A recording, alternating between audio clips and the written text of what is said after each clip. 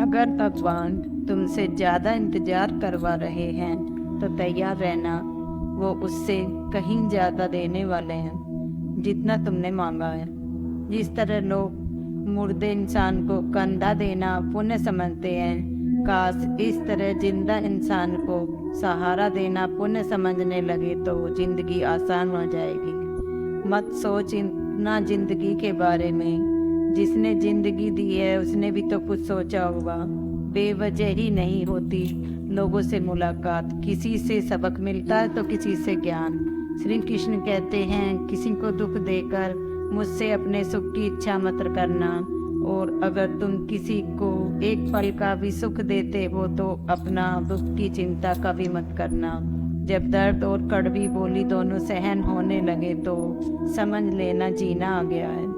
कौन क्या कर रहा है, कैसे कर रहा है, क्यों कर रहा है, इन सब से आप जितना दूर रहेंगे उतना ही खुश रहेंगे। हंसते रहो तो दुनिया साथ है, वरना आंसुओं को तो आंखों में भी जगह नहीं मिलती। जीवन में जो भी होता है तो किसी वजह से होता है, या तो वो आपको कुछ बनाकर जाता है या फिर सिखाकर। कटना, पिसना और अंतिम बूंद तक निचोड़े जाना गन्ने से बेहतर कौन जानता है कि मीठा होने का नुकसान कितना होता है। जब कोई दिल दुखाए तो सबसे बेहतर है कि हम चुप हो जाएं, क्योंकि जिन्हें हम जवाब नहीं देते उन्हें फिर वक्त जवाब देता है। अंधे, बहरे, गूंगे बनकर अपने लक्ष्य पर ध्यान देते रहो। यहाँ इतने खाली लोग हैं कि न खुद कुछ करेंगे और न करने वालों को न कुछ करने देंगे, और उनका मनोबल भी तोड़ देंगे। लोग जरा सी बात पर आपको छोड़ देते हैं और भगवान जरा सी प्रार्थना से आपको थाम लेते हैं।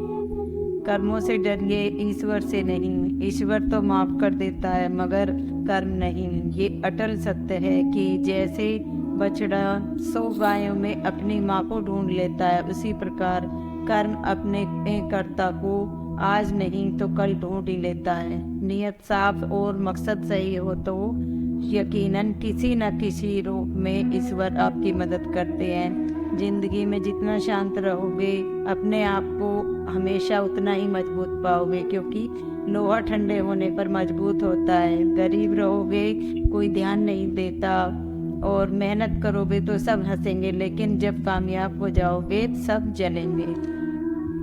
जिंदगी वो हिसाब है जिसे पीछे जाकर सही नहीं किया जा सकता, इसलिए आज में सुधार करें और पुरानी बातों को अनुभव की तरह इस्तेमाल करें। जिस जिंदगी में उत्साह, लक्ष्य और अनुशासन ना हो उसे जिंदगी जीना नहीं, जिंदगी काटना कहते हैं। कभी कभी आप बिना कुछ गलत किए भी बुरे बन जाते हैं, क्योंकि जैसा लोग चाहते थे आप वैसे नहीं करते। जिस मनुष्य के हृदय में सच्ची मानवता हो उसकी सोच हमेशा यही होगी कि मुझे मिला हुआ दुख किसी को ना मिले और मुझे मिला हुआ सुख सबको मिले। मैंने हंसकर भी देख लिया और रोकर भी देख लिया, किसी को पाकर खोकर भी देख लिया, और ये जान लिया कि जिंदगी वही जी सकता है जिसने अकेले जीना सीख लिया। जिंदगी बहुत कुछ सिखाती है, थोड़ा रुलाती है, थोड़ा हंसाती है। खुद से ज़्यादा किसी पे भरोसा मत करना, क्योंकि अंधेरे में तो परछाई भी साथ छोड़ जाती है। अगर कोई आपको सच्चा प्यार करता है तो वह आपको समय जरूर देगा, आपका हर परिस्थिति में साथ देगा और हमेशा आपके लिए समर्पित रहेगा, क्योंकि सच्चा प्यार एक दूसरे की खुशियाँ चाहेगा, आंखों में पानी नहीं। लोहे को कोई नष्ट नहीं कर सकता, बस उसका जंग उसे नष्ट कर सकता है। इसी तरह आदमी को कोई और नहीं बल्कि उसकी सोच ही नष्ट कर सकती है। इसलिए सोच अच्छी रखो, निश्चित अच्छा ही होगा। इतने कमज़ोर मत बनो कि कोई भी आपको तोड़ सके, बल्कि इतने मजबूत बनो कि आपको तोड़ने वाला खुद ही टूट जाए। दर्द आपको मजबूत बनाता है, डर आपको बहादुर बनाता है, अनुभव आपको सीख देता है। जिस दिन हम समझ जाएंगे कि सामने वाला गलत नहीं है, सिर्फ उसकी सोच हमसे अलग है, उस दिन जीवन में सब कुछ दूर हो जाएंगे। मन का ना होने पर जो लिखा है वो होकर रहेगा। एक रास्ता बंद करने से पहले भगवान 10 रास्ते खोल देते हैं। गर्मी के मौसम में पत्ते सूखने के बाद भी पंछी घोंसला नहीं छोड़ते। फिर से बरसात आएगी और पेड़ पर नए पत्ते आएंगे। जो हुआ उसे भूलकर नई शुरुआत करो और याद रखो, जिसका कोई नहीं होता उसका भगवान होता है। मतलब से जुड़े रिश्ते मतलब तक साथ देते हैं, लेकिन दिल से जुड़े रिश्ते आखिरी सांस तक निभाते हैं। अच्छा काम करते रहो, चाहे कोई सम्मान करे या ना करे, क्योंकि सूर्योदय तब भी होता है जब करोड़ों लोग सोए रहते हैं। दुनिया में हर एक काम आसान है, लेकिन अंदर से आवाज आनी चाहिए, उस परमात्मा पर विश्वास रखो। सफलता का सूत्र है। जीवन में सबसे बड़ी गलती वो है जिससे हम कुछ सीख नहीं पाते। जो व्यक्ति अपने मन को काबू में कर सकता है वो जिंदगी में कुछ भी कर सकता है।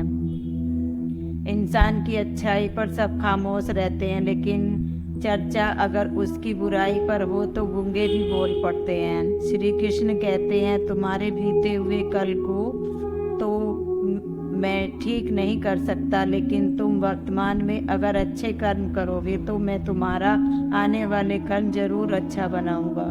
झूठी बातों पर जो लोग आपके वाह करेंगे वही लोग आपसे। जो ईश्वर रात को पेड़ पर बैठे पक्षियों को कभी गिरने नहीं देता, तो सोचो वो तुम्हें अकेला और बेसहारा कैसे छोड़ सकता है।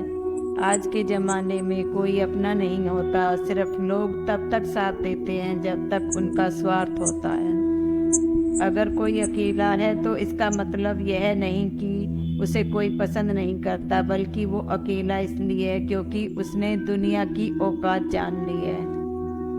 एक बार राजा और उसका मंत्री तलवार को साफ कर रहे होते हैं। तलवार को साफ करते समय अचानक राजा के पैर पर तलवार गिर जाती है और राजा के पैर की उंगली कट जाती है। उस राजा को उंगली कटने के कारण बहुत ही तकलीफ हो रही थी, बहुत ही दर्द हो रहा था, लेकिन उसका मंत्री कहता है, शांत रहिए महाराज, जो कुछ भी होता है अच्छे के लिए होता है। राजा को ये बात सुन के बहुत गुस्सा आया।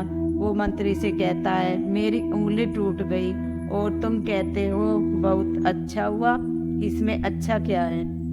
फिर भी वो मंत्री महाराज को समझाने की कोशिश करता है, पर राजा मंत्री की एक सुने बिना गुस्से के कारण मंत्री को काल कोठरी में बंद कर देता है। पर मंत्री को इस बात का कोई दुख नहीं था। उसका अब भी कहना यही था कि जो कुछ भी होता है अच्छे के लिए होता है, और वो अपनी खुशी से अपने आप को सैनिक के हवाले कर देता है। राजा इस बात को सुन के चौंक जाता है और सोचता है कि मेरा मंत्री कितना मूर्ख था। उसे लग रहा था कि मैंने उसके अच्छाई के कारण उसे कैद कर दिया है। फिर इस घटना को हुए 3 महीने बीत जाते हैं। एक दिन राजा अपने सैनिकों को लेकर शिकार करने जंगल ले जाते हैं। राजा को एक हिरन दिखता है। उस हिरन का पीछा करते करते राजा अपने सैनिकों से अलग हो जाते हैं और घने जंगल में चले जाते हैं, पर वो उस हिरन को पकड़ नहीं पाते और जंगल में खो जाते हैं। जब राजा को पता चलता है कि वो जंगल में खो गए हैं, तब वो बाहर जाने का रास्ता ढूंढते हैं, लेकिन अचानक कुछ जंगल में रहने वाले आदिवासी लोग आके राजा को घेर लेते हैं। उन लोगों को पता नहीं था कि वह राजा है। वो लोग अपने देवता को बलि चढ़ाने के लिए एक इंसान को ढूंढ रहे थे। आदिवासी लोग राजा को पकड़कर अपने इलाके में ले जाते हैं और राजा को उनको बार बार समझाने की कोशिश करते हैं, पर उनको राजा क्या बोल रहे हैं कुछ समझ नहीं आ रहा।